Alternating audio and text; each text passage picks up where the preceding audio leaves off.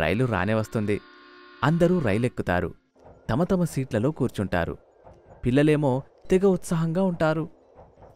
ఇన్నేళ్లకి మనం సరదాగా గడపడానికి బయటకెళ్తున్నాం. నాకస్సలు నమ్మబుద్ధి కావటం లేదు. అవును, నాక్కూడా నమ్మబుద్ధి కావడం లేదు. సుందరపల్లెలో మనమంతా బాగా ఎంజాయ్ చేయాలి. అలా పక్షులందరూ సరదాగా కబుర్లు చెప్పుకుంటూ ఉంటారు.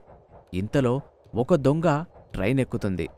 ఆ దొంగ మరెవరో కాదు, మోహికాకి.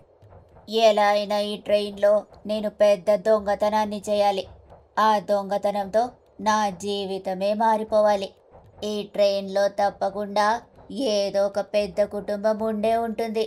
వారి వద్దకు వెళ్ళి కూర్చుంటాను. వారిని మాటల్లో పెట్టేస్తాను. ఆ తర్వాత వారి వద్దున్న విలువైన వస్తువులన్నింటినీ దొంగతనం చేస్తాను. అంటూ మోహికాకి ఒక పెద్ద కుటుంబాన్ని వెతుకుతూ ఉంటుంది.